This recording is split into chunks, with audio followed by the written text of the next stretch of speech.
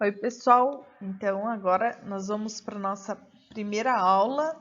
Então, a aula dessa semana, como eu falei no vídeo da apresentação, é uma aula um pouco mais teórica, que diz respeito a agentes químicos, toxicidade, armazenamento, e que quando a gente tem essa aula presencial, nós focamos bastante na segurança de laboratório, tá? O que acontece? Você já deve ter visto no vídeo aqui em cima que eu deixei para vocês. É um vídeo curtinho sobre a explosão que ocorreu lá no porto em Beirute nesse ano, né? Na verdade, uma sequência de explosões. E até o momento que tudo leva a crer é que essa explosão foi um depósito em que havia o armazenamento de uma substância química, que é o nitrato de amônio, que é inclusive muito utilizado como fertilizante, né? Então, por esse motivo, é extremamente importante que não só os químicos, no caso eu sou química, né? Mas qualquer pessoa que trabalha com produtos químicos para qualquer fim, conheça desde os seus perigos, dos produtos que você manipula, como armazenar, como transportar, quais são as regras, o que pode acontecer, quais são os riscos e assim por diante, tá? Então, só para ilustrar o que eu estava falando sobre a explosão de Beirute, lá, o nitrato de amônio, é uma substância sólida de cor branca que é apresentada na forma de bolinhas, como vocês estão vendo, é assim que é comprado essa substância, né? Quando fica bastante tempo armazenado, não fica branquinho assim, porque ela se decompõe, né? É uma substância que não é inflamável, mas é extremamente oxidante e reativo, tá? Então, se essa substância ela ficar armazenada em algum lugar por muito tempo, com muito calor, com pressão, ou que entre em contato com qualquer tipo de solvente orgânico, combustível, essa reação ela pode acontecer. E como é muito reativo, isso pode ocasionar explosões, tá?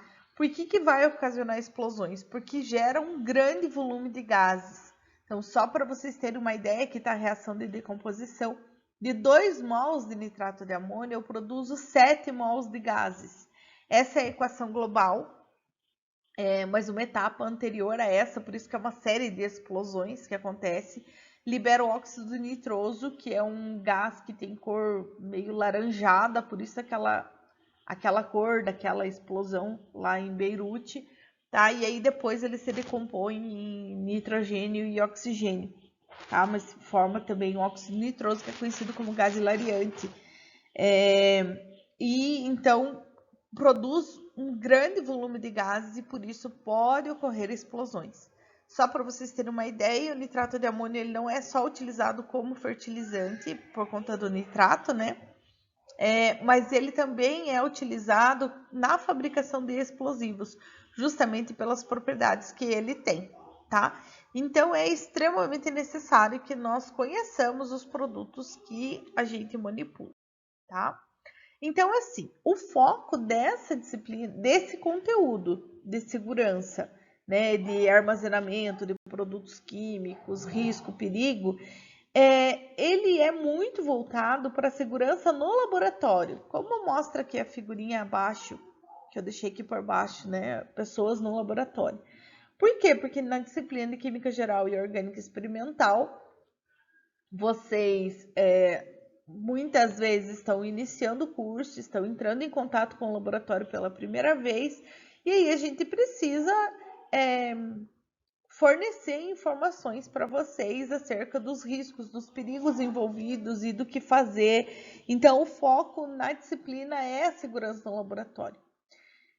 E aí, como vocês não vão fazer experimentos no laboratório, poderia dizer, a professora podia passar isso então, né?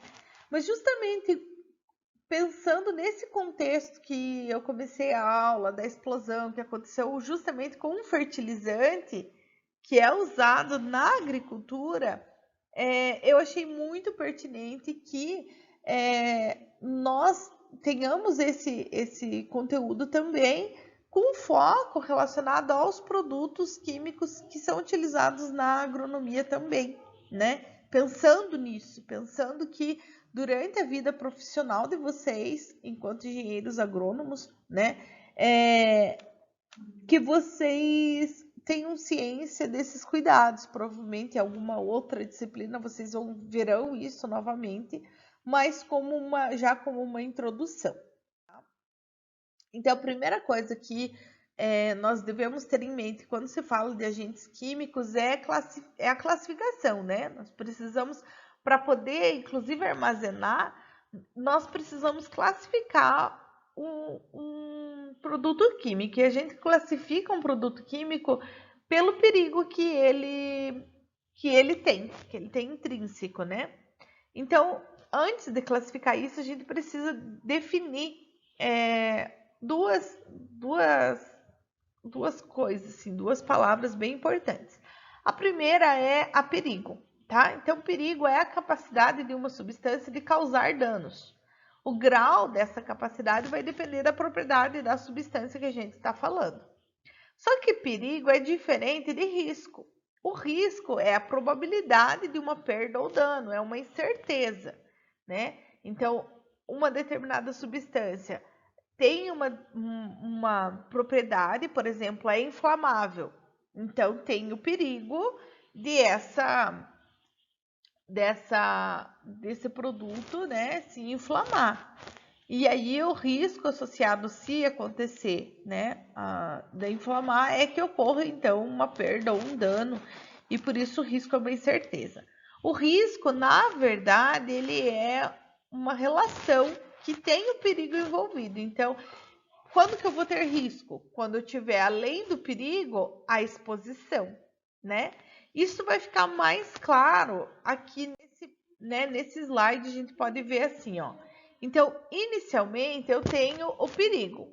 Então, digamos que eu estou falando de etanol, né? Que é usado como combustível. Nós temos o perigo, porque o etanol tem as suas propriedades, ele é inflamável. Então, qual que é o perigo, o risco envolvido nisso? O risco é um incêndio. Esse risco só vai acontecer se houver exposição. Se esse etanol entrar em contato com uma chama, se o etanol está armazenado adequadamente e não tem contato nenhum com chama, o risco não vai acontecer. Então, nós minimizamos o risco pela não exposição, né? Então, toda substância tem um perigo, nenhuma substância é imune, né? Mas só vai desenvolver o risco do dano se, junto com o perigo, tiver exposição. Senão, não acontece, né? Isso é uma primeira coisa, assim, que é bem importante. Outra coisa que é importante, então, é classificar essas substâncias químicas de acordo com o perigo que elas fornecem, tá? Então, aqui nós não falamos de risco, nós falamos de perigo. O que é classificar, né? Então, ali tem até uma figurinha de um Lego classificando o Lego azul e o Lego vermelho, né? Classificar é a gente distribuir em classes, em grupos, de acordo com o sistema de classificação. Ou seja, eu vou juntar, no caso, já que eu estou falando de agentes químicos, substâncias que têm propriedades semelhantes. É isso que eu vou juntar, certo? Um sistema de classificação é um sistema que vai me estabelecer critérios e procedimentos de como eu vou classificar ou enquadrar os grupos de acordo com essas características que são semelhantes.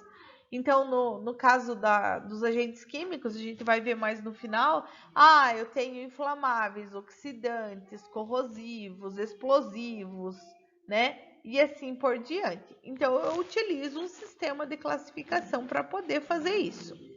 Importante, gente, ter bem em mente, nenhum produto químico pode ser classificado como não perigoso. Então, sempre que a gente pensar no perigo, a gente tem que pensar perigo com relação a quê, né? Por exemplo, pode me dizer assim, professora, a água no laboratório não tem perigo nenhum. Não tem perigo nenhum se ela não for exposta, se ela não for aproximada a sódio metálico, por exemplo. Porque sódio metálico em contato com a água é explosivo, né? Tem outras substâncias, né, que podem ocorrer também. Agora eu esqueci o nome, tem e também não vou dar ideia, né? Mas se o nome tem uma substância que com a água tranquilo, com o etanol ela é explosivo. Mas agora eu esqueci totalmente o nome da substância. Então, assim, não existe nada, nenhum produto químico, nem mesmo a água destilada, que não é perigosa. Tudo nós precisamos classificar de acordo com o perigo, deixar separado quando estiver em almoxarifado e principalmente, azida, me lembrei, e principalmente identificar, tá? Então, a substância que eu estava falando é azida. A azida é bem utilizada em análises de água. E a azida, quando em contato com o etanol, é explosivo. Então, inclusive no Cereteg já teve um acidente com azida, quando um estagiário lá estava fazendo uma análise de água e ele pegou um becker que estava molhado e ele achou que era água. Não é que tinha um volume de água, estava simplesmente molhado, estava na pia. E ele achou que alguém lavou o becker, vou usar. E ele achou que era água e não era água, era etanol. E ele colocou azida e explodiu, né? Tipo, foi um estrago bastante significativo. Então, não existe produto químico perigoso, tá? Para poder classificar, então, nós temos os sistemas de classificação. E aqui hoje a gente vai ver alguns deles, tá? Então, a gente vai ver o sistema de classificação GHS. Aqui eu coloquei só a figurinha do pictograma, porque ele utiliza muito pictogramas, mas não é só isso. Daqui a pouco eu vou falar o que é GHS e para que ele serve. Nós temos também os sistemas de classificação de transporte de substâncias, né? Que no Brasil é regulado pela Agência Nacional de Transportes Terrestres. E um outro sistema de classificação, que é o que está na nossa ementa, inclusive é o diagrama de Rommel, que utiliza, também conhecido como diamante de Rommel, que utiliza esse quadradinho ali, que eu já vou explicar o que é. Então, vamos começar pelo GHS, tá? Então, o sistema GHS vem lá do inglês, Globally Harmonized, não sei falar, né? System, que significa Sistema Globalmente Harmonizado. É um sistema que vem sendo implantado no mundo todo para quê? Para que se classifique produtos químicos de maneira universal, que possa ocorrer esse entendimento em todos os lugares do mundo, tá? Então, o GHS, ele utiliza de pictogramas, que é aquela, igual a figurinha que eu mostrei no slide anterior, tá? Que são esses quadrados que estão dispostos assim, né? Não retinho, mas eles estão desse jeitinho, com figuras no meio. No caso que tem a caveirinha, por exemplo, significa que a substância é tóxico, mas ele não utiliza só isso, ele utiliza também palavra de advertência, por exemplo, perigo. Então, no frasco da substância ou na caixa, vai ter essas coisas, né? Vai ter o pictograma, vai ter uma palavra de advertência. Algumas vezes tem frases de perigo. Então, por exemplo, tóxico ser ingerido.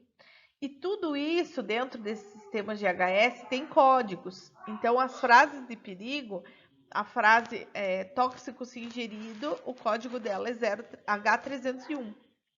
Então, cada frase de perigo tem um código. Então, às vezes, para simplificar, não é colocado a frase, mas é colocado o código, quando são várias frases que tem que colocar, por exemplo. Então, tá tudo lá nesse sistema GHS, tá? E tem também as frases de precaução, que também são codificadas. Então, por exemplo, evita a liberação do meio ambiente é uma frase de precaução, que tem o código P273, tá? Então, as substâncias classificadas pelo sistema GHS, elas vão utilizar os pictogramas e elas vão utilizar a palavra de advertência, frase de perigo e frase de precaução. Muitas substâncias químicas, elas vêm com a fichinha lá, técnica, e já vem com essa classificação GHS, que é a que mais vem sendo utilizada no mundo todo, tá? Aqui nós temos alguns pictogramas, então, que representam para vocês alguns símbolos, né? Então, aqui tem o símbolo de explosivo, de inflamável, de oxidante, de gás sob pressão, tóxico, corrosivo, perigo, cuidado e poluente, né? Então, esses pictogramas são imediatos, né? Pela figurinha a gente já sabe, por exemplo, que o poluente não pode ser descartado no meio ambiente, né? Sem o tratamento adequado, ou corrosivo, que você tem que usar EPIs, porque pode, né, machucar a sua mão e assim por diante. Tá? E isso já gera uma classificação que ajuda a classificar também dentro de um laboratório ou de um almoxarifado, onde estão os produtos químicos, tá? Então, esses são pictogramas desse sistema globalmente harmonizado. Aí nós temos o sistema de transporte, tá? Ele também segue... eu esqueci de falar, o sistema de HS, ele segue um livro que é o Purple Book, o nome, porque a capa dele é roxa, tá? E a Agência Nacional de Transporte Terrestres tem a resolução que regulamenta o transporte de substâncias químicas no Brasil, que é a resolução 5232 de 2016, e ela está embasada também em um documento que é conhecido como Orange Book, que é o Model Regulations, né, da ONU também, e também utiliza pictogramas, mas a característica deles é um pouquinho diferente. Vejam que do sistema de HS, todo pictograma, a borda dele é vermelha e dentro tem a figura, e só, né? Já nos sistemas de transportes, nós temos outras características que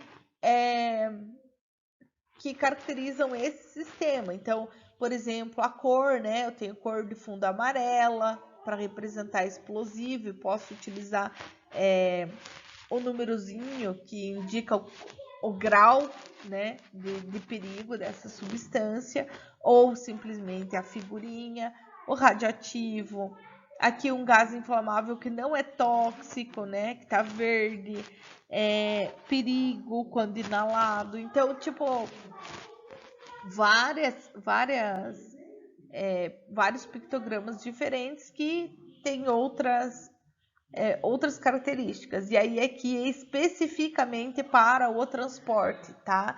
Então, esse sistema ele é utilizado para e somente para o transporte. O perigo daquela substância química durante o transporte, não pensando e nem considerando a questão de armazenamento ou a questão de reação ou nada assim, ou o contato com uma pessoa é relacionado ao transporte especificamente. Tá? E aí nós temos o diagrama de Rommel, né? É um sistema que aborda aí os perigos para a saúde humana, aborda a inflamabilidade e a instabilidade que está relacionado com a reatividade. E esse diagrama ele não aborda o meio ambiente, então só pelo diagrama de Rommel você também não consegue saber se a substância ela é prejudicial ao meio ambiente ou não. Esse diagrama ele foi criado especificamente para situações em contato agudo com o produto, mais especificamente ali para a saúde humana, tá? Ou seja, situações de emergência. Aconteceu um derramamento no laboratório de ácido clorídrico, né? Qual que é o diagrama de Rommel? Ele é perigo se inalado, ele é perigo, ele reage, ele é inflamável ou explosivo, tá? Então, a gente utiliza esse diagrama. Cada cor está relacionada com um desses itens. Então, é meu filho que está gritando. Então, por exemplo, o quadradinho dentro do diagrama, que é azul, está relacionado com o risco à saúde. Por que aqui a gente fala em risco e não em perigo? Porque o diagrama de Rommel ele foi desenvolvido para situações de contato agudo. Ou seja, já houve perigo mais exposição. E agora aqui nós estamos falando especificamente de risco, tá? Então, o risco à saúde. A cor identifica que eu estou falando do risco à saúde e o número aqui dentro me diz o quanto é perigoso ou não. Então, por exemplo, se aqui tiver 0, quer dizer que é normal. não tem risco nenhum à saúde, água, por exemplo, né? Vai ser azul, e o número 0, que não tem perigo de o ser humano ter contato agudo com essa substância. Já o 1 é para substâncias que são levemente perigosas, o 2 perigoso, o 3 muito perigoso e o 4 mortal. Não queiram estar perto de uma substância dessa, né? Nem eu. O que está em vermelho, gente, ele está relacionado então com o risco de incêndio, tá? E novamente usa a numeração. Então, o 0 quer dizer que essa substância não vai queimar em temperaturas ali de até 93,4 graus, tá?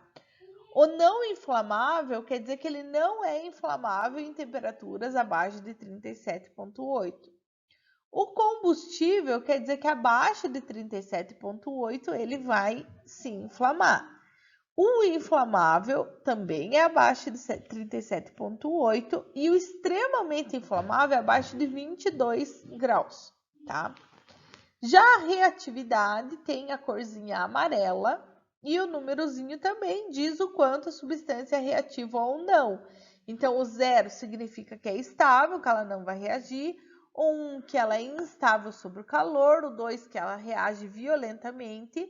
O 3, que vai ser muito reativo se tiver algum tipo de choque ou calor, e que aí vai ser reativo, vai detonar, pode ocasionar explosões. E o 4, que é um explosivo, né? Que pode detonar de qualquer, com mínima manipulação. Então, se você entrou em contato agudo, cuidado, porque pode explodir, tá? E aí, o que está em branco é o risco específico. Então, para especificar riscos que são específicos para essa substância. Então, se utiliza, por exemplo, o símbolo, né, as letrinhas cor, né, para uma substância que é corrosiva. Ou para substâncias que são muito básicas, né, de álcalis. Ácide para substâncias que são ácidas, óxi para as que são oxidantes. Não use água, usa esse símbolozinho ali, né? Por quê? Tem substâncias que com a água, se chegarem a explodir, por exemplo, se você jogar mais água para poder apagar um fogo, você vai aumentar o fogo e não diminuir. Por exemplo, uma explosão causada por metal alcalino, tá? E se a substância radioativa usa o símbolo de radioatividade. Então, esse é o diagrama de Rommel. Percebam que cada sistema de classificação é bem específico e é aplicável para uma situação, e um não impede do outro acontecer, né? O GHS é o que está sendo mais utilizado no mundo, mas é necessário que tenha uma regulamentação específica para transportes também. E o diagrama de Rommel é muito útil, porque quando você pega, você olha lá os numerozinhos, você já sabe qual que é o perigo daquela substância que você entrou em contato naquele momento, tá? Aí nós temos ainda sistemas que são bem específicos. Por exemplo, para agrotóxicos, quem regulamenta isso é a Anvisa. Teve alteração, inclusive, nessas categorias de produtos em 2019. A Anvisa utiliza, já implantou o sistema GHS, que é aquele sistema globalmente harmonizado.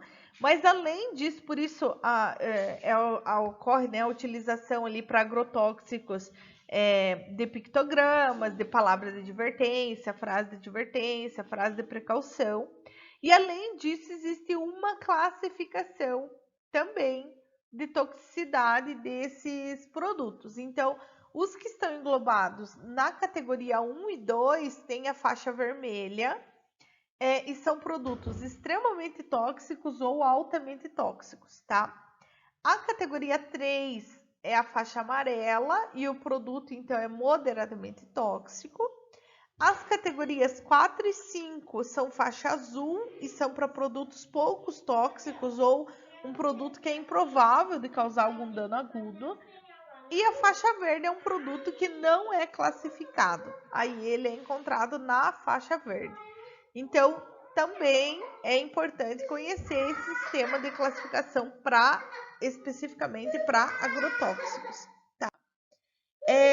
Com relação ao armazenamento dos produtos químicos, então, a primeira divisão que nós devemos fazer para poder armazenar lá no laboratório ou no almoxarifado é fazer a divisão por classes, né? Então, inflamáveis, oxidantes, explosivos, tóxicos, corrosivos, radioativos e produtos que são incompatíveis, que daí tem que ficar distante de todos os outros, né? Não podem ficar junto com a mesma classe. Além dessa divisão por classe, é importante a gente manter alguns distantes de outros. Por exemplo, os agentes oxidantes, eles têm que ficar longe dos inflamáveis. Os ácidos orgânicos devem ficar separados dos inorgânicos. Metais alcalinos, longe da água. E assim por diante. Então, existem vários materiais, vários livros, vários trabalhos e documentos para poder fazer essa classificação. Mas mais importante do que isso, é lógico que ninguém sabe tudo, né? E quando você, digamos que você fique responsável por organizar um almoxarifado, a primeira coisa que você vai fazer é conhecer os produtos e pegar a fichinha lá que é FISCB, o nome da fichinha, que contém essa classificação e que nos diz então se a substância é oxidante, é inflamável, é corrosiva, é álcali ou é base, se é um ácido orgânico, inorgânico e assim por diante. Primeiro conhecer todos os produtos para ir classificar e deixar os que são incompatíveis o mais distantes possíveis, né? Então, para que não ocorra nenhum tipo de perigo, né? Quer dizer, o perigo existe, né? Inerente à substância. Mas para que não ocorra nenhum risco de dano, a gente deve evitar a exposição e deve conhecer com aquilo que se trabalha, né? No caso de agrotóxicos, é muito importante também que se conheça o local que vai armazenar, que não deixe por tempo extremamente prolongado fertilizantes que têm a característica, por exemplo, do nitrato de amônio, ainda mais com exposição de sol, né, num barracão que retém muito o calor e que não ventila, que não, né? Então deve-se evitar esse tipo de situação. Gente, com relação à segurança que eu tinha para falar para vocês é isso. Agora vocês devem fazer a tarefinha que vai estar aqui para baixo, que é bastante simples, mas é a tarefa com relação a esse conteúdo. Até domingo eu vou passar mais um conteúdo, porque essa semana a gente precisa de 2 para poder correr contra o tempo que a gente perdeu, certo? Um abraço.